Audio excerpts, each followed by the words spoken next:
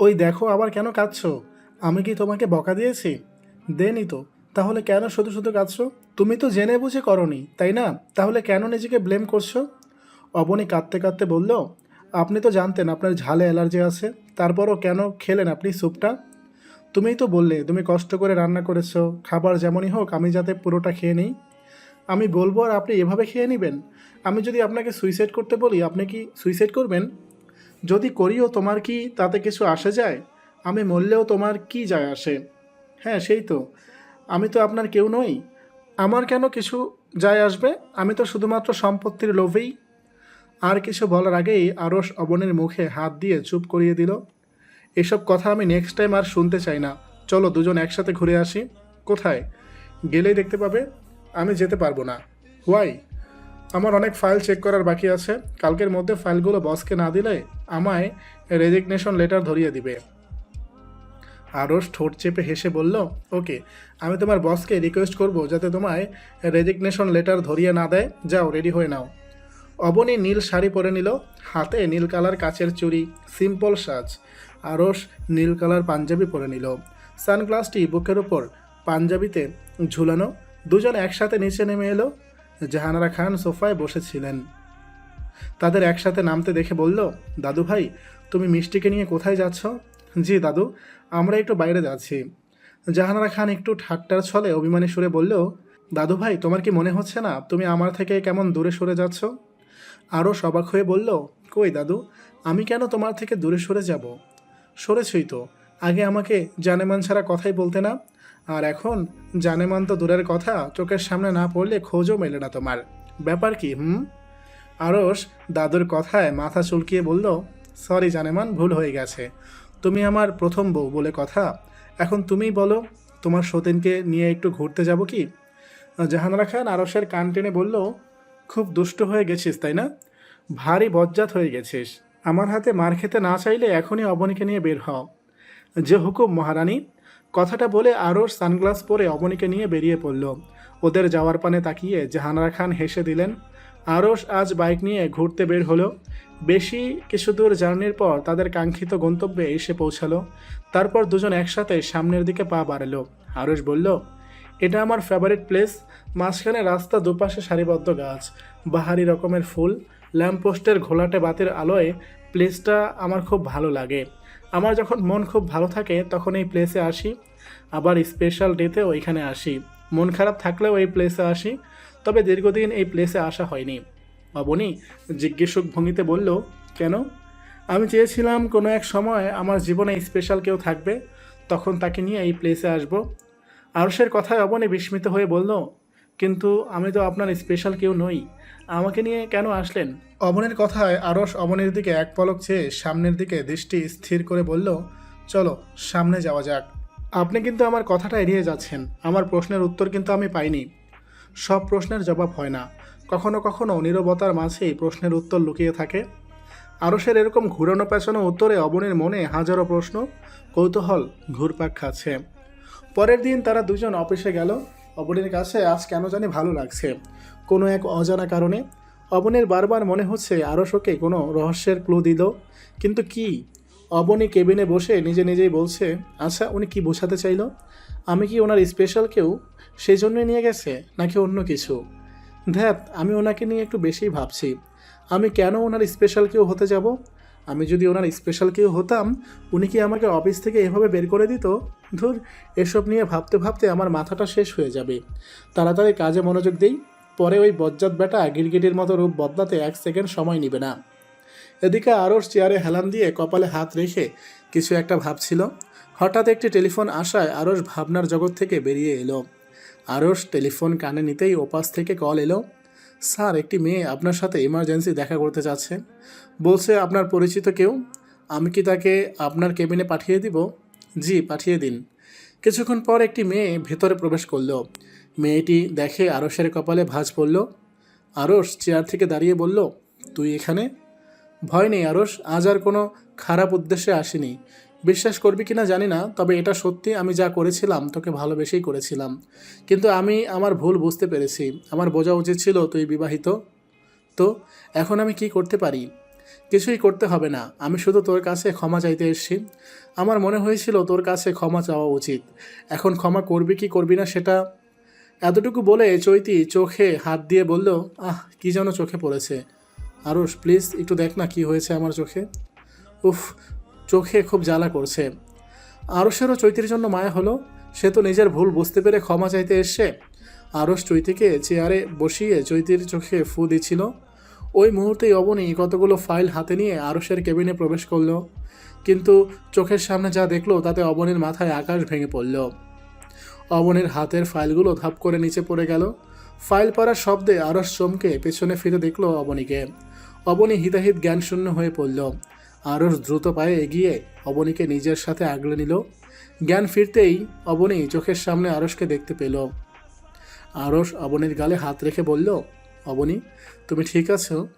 অবনী আরসকে ধাক্কা দিয়ে সরিয়ে বলল, খবরদার, আপনার ওই নোংরা হাত দিয়ে আমাকে স্পর্শ করবেন না। লজ্জা করে না আপনার চৈতের সাথে রঙ্গলীলা করে আমার সামনে দাঁড়িয়ে কথা বলতে? ছি। অবনী তুমি ভুল। অবনী হাত উঠিয়ে আরসকে থামিয়ে বলল, থাক, ঠিক ভুল বিবেচনা করার মতো জ্ঞান আমার রয়েছে মিস্টার আরস খান। আপনি আমার বিশ্বাস ভেঙেছেন, আমি আপনাকে কখনো ক্ষমা করব না, কখনোই না। কথাটা বলে অবনী কাঁদতে কাঁদতে অফিস থেকে বেরিয়ে গেল। সারাটা দিন পেরিয়ে গেছে, অথচ আরস অবনীকে একটা কলও দেয়নি। অবনীর যেন বুক ভেঙে কান্না আসছে। অবনী কিছুক্ষণ পরপর মোবাইল চেক করছে, কিন্তু না, কোনো কলই আসেনি। অবনীর মনে অভিমানের পাল্লা আরও বেশি ভারী হলো। অবনী ডিসিশন নিয়েছে আরসের সাথে আর কথা বলবে না। বারান্দায় দাঁড়িয়ে অবনী চোখের পানি ফেলছে আর নিজে নিজেই বলছে, আপনি এতটা খারাপ, আমার রাগ অভিমান কোনো কিছুতেই আপনার কিছু যায় আসে না। অবশ্য কিছু কেন যাবে আসবে, আমি তো আর আপনার কেউ নই। আপনি তো আর আমাকে মন থেকে মেনে নিতে পারেননি। তাহলে কি সব আপনার দয়া ছিল? সারাটা দিন আমার কিভাবে কেটেছে একবারের জন্যও জানতে চাননি। আমি ঠিক ছিলাম, আমি সত্যি আপনার স্পেশাল কেউ নই। আপনার জীবনে আমার কোনো অস্তিত্বই নেই। তখনই অবনীর মোবাইলে একটা কল আসে। কলটি রিসিভ করতেই ওপাশ থেকে শব্দ এলো, বনু, আমি গাড়ি নিয়ে নিচে ওয়েট করছি, তুই তাড়াতাড়ি নিচে আয়। আরসের অবস্থা বেশি ভালো না, তোকে এখনই আমার সাথে যেতে হবে। কথাটা শুনে অবনী চমকে উঠল। হাত থেকে মোবাইলটা ধপ করে নিচে পড়ে গেল। বুকের ভেতর মোচড় দিয়ে উঠল। অবনী দৌড়ে সিঁড়ি দিয়ে নিচে নামলো। কারো থেকে বলেও আসেনি। তার মাথায় একটা কথাই ঘুরপাক খাচ্ছে, আরসের অবস্থা বেশি ভালো না। আরসের বিপদ আর ও কিনা নিজের কথা ভেবে যাচ্ছিল। একবারও মাথায় আসলো না আরসের এত দেরি কেন। অবনী বিদ্যুতের সাথে গাড়িতে গিয়ে বসলো। বিদ্যুৎ গাড়ি ড্রাইভ করছে আর অবনী অপেক্ষার প্রহর গুনছে কখন আরসের কাছে গিয়ে পৌঁছাবে। অবনী কাঁদতে কাঁদতে বলল, ওনার কি হয়েছে ভাইয়া? তুমি কেন আমাকে পরিষ্কার করে কিছু বলছো না?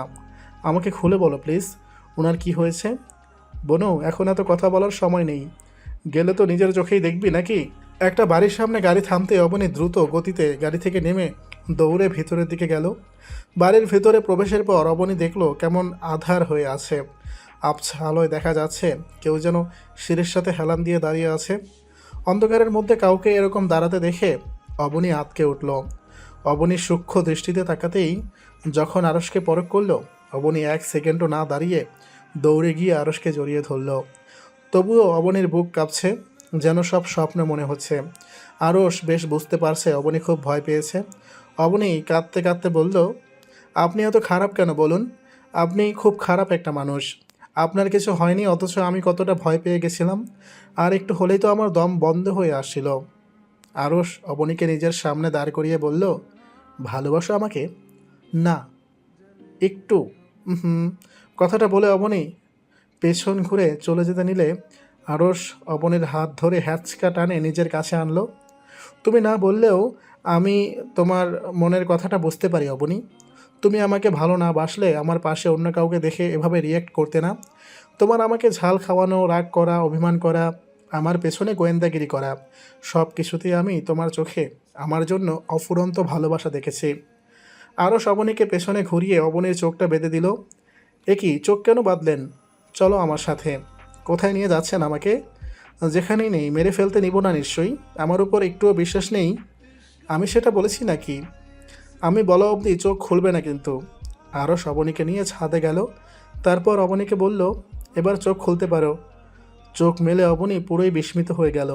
চারপাশে অনেক সুন্দর করে ডেকোরেশন করা, চারপাশে নিবু নিবু মোমবাতি জ্বলছে, লাইটের রঙিন আলোয় পুরো ছাদকে আলোকিত করে রেখেছে। গোলাপের পাপড়ি ছাদের ফ্লোরে ছড়িয়ে আছে, লাভ বেলুন দিয়ে সাজানো ছাদের ফ্লোরে ছড়িয়ে আছে। লাভ বেলুন দিয়ে লাভ সাজানো, তার ভিতর লাইটিং করা ইংরেজিতে বড় বড় অক্ষরে লেখা আছে, আই লাভ ইউ অবনী। আরশ অবনীর সামনে হাঁটু গেড়ে বসে অবনীর দিকে একগুচ্ছ লাল গোলাপ আর সাদা গোলাপ ধরে মোলায়েম কণ্ঠে বলল, তোমাকে ভালোবাসি কতখানি জানি, হবে কি তুমি আমার রাজ্যের রানী? প্রেম হয়ে এলে তুই আমারই জীবনে, ভালোবেসে রবে কি আমারই ভুবনে? কি করে বলবো মুখে তোমায় ভালোবাসি? বুঝে নিতে পারো না দেখে মুখের হাসি? রাগ করো না অবনীকা, তোমায় বড় ভালোবাসি, তাই তো কত দূর থেকেও তোমার কাছে ফিরে আসি। আজ এই সময় থাকবে আমার মনে, তোমার আমার মিলন হলো এই শুভ দিনে। থাকো যদি কাছাকাছি, মনে হয় বেঁচে আছি। তুমি ছাড়া এলোমেলো পৃথিবী আমার, এই মনটা যে তোমার। Will you be the queen of my kingdom? Abani আরশের হাত থেকে ফুলগুলো নিয়ে বলল, ধন্যবাদ আমাকে এত সুন্দর ফুল দেওয়ার জন্য, বাট সরি, আপনার প্রপোজাল অ্যাকসেপ্ট করতে পারলাম না। আরশ উঠে দাঁড়িয়ে অবনীর বাহুতে হাত রেখে অবনীর চোখে চোখ রেখে বলল, কেন, তোমার পছন্দ হয়নি? হয়েছে, বাট রাজাবিহীন রাজ্যের আমার কোনো প্রয়োজন নেই। রাজাবিহীন রাজ্য মানে? রাজাবিহীন রাজ্যই তো আমার রাজ্যে, রাজাও আমার হবে, রাজ্য আমার হবে। সেখানে চৈতি মেঘনার মতো কোনো ডাইনি উকি দেওয়ার দুঃসাহস দেখাতে পারবে না। কিন্তু আপনার রাজ দরবার আর বাজারের মাছ দরবারের মধ্যে কোনো পার্থক্য আছে বলে তো আমার মনে হচ্ছে না। আমি চাই এমন একটা রাজ্য যেখানে শুধু আমিই রাজত্ব করব, অন্য কেউ তার আশেপাশেও আসার দুঃসাহস দেখাবে না। আরশ নিঃশব্দে হেসে অবনীর গালে হাত রেখে বলল, তুমি ছাড়া এই মন আর কেউ পাবে না। আজ থেকে আমার মনের রাজত্ব শুধুই তোমার। অন্য কেউ উকি দেওয়ার সাহসই পাবে না। কেউ উকি দিতে আসলেও আমি বলে দিব, খালা মাপ চাই, আপনার থেকেও ভারী মিষ্টি, সুন্দরী, অভিমানী, হিংসুটে আর ঝগড়টে একটা বউ আমার বাড়িতে আছে। এই কি বললেন, আমি ঝগড়টে? না, ভুল করে বলে ফেলেছি, আমার কথা বলতে গিয়ে তোমার কথা বলে ফেলেছি। শুনুন, এই ফুল আমার, আপনি আমার, আপনার মনে রাজত্ব করার অধিকারটাও শুধুই আমার। আজকে ক্ষমা করেছি বলে ভবিষ্যতে যে করব এমনটা কিন্তু একদমই ভাববেন না। জি না ম্যাডাম, আম সরি, আর কখনো কোনো মেয়ের ছায়াও ঘেঁষবো না, হ্যাপি? আরশের প্রতিটি কাজই অবনী বিস্মিত হয়ে গেল, নিজের চোখকে যেন বিশ্বাসই করতে পারছে না। সব কেমন স্বপ্নের মতো মনে হচ্ছে। অবনী আরশকে জড়িয়ে ধরে ভেজা কণ্ঠে বলল, আপনি সত্যি আমাকে এতটা ভালোবাসেন? আমার কেন জানি বিশ্বাসই হচ্ছে না, মনে হচ্ছে পুরোটাই স্বপ্ন, একটু পর ঘুম ভেঙে যাবে। আরে কাঁদছো কেন বোকামে? আজকের পর যেন তোমার চোখে আর পানি ছড়তে না দেখি। কিন্তু অবনীর চোখের পানিগুলো যেন উপছে পড়ছে। তবে এই পানি কষ্টের নয়, প্রাপ্তির। আরশ অবনীকে নিয়ে কেক কাটলো, তারপর অবনীকে বলল, নিচে চলো, তোমার জন্য আরও সারপ্রাইজ রয়েছে। আরও সারপ্রাইজ? জি ম্যাডাম, নিচে চলুন। ম্যাডাম কি তার হাতটি আমার মতো এক অসহায় প্রেমিককে ধরতে দিবে? আরশের কথায় অবনী হেসে নিজের হাত দিয়ে আরশের হাতটি শক্ত করে জড়িয়ে নিল। তারপর দুজন হাতে হাত রেখে সিঁড়ি দিয়ে নিচে নেমে এলো। একটি দরজার সামনে দাঁড়ালো অবনী, দরজার সামনে ফিতা বাঁধা। অবনী ফিতা কেটে রুমটির ভিতর প্রবেশ করল। রুমের ভিতর ঢুকে অবনী আরেক দফা অবাক হলো। ফ্লোরের মধ্যে গোলাপ আর গাঁদা ফুলের পাপড়ি ছড়িয়ে আছে, সাথে রয়েছে লাল কালারের লাভ বেলুন আর কতগুলো ক্যানভাসে তার ছবি আঁকা। মনে হচ্ছে কেউ অতি যত্নে অনেক দিন থেকে এঁকেছিল। এই ছবিগুলো তো তার হাসান আঙ্কেলের অফিসে থাকাকালীন সময়ে আঁকা।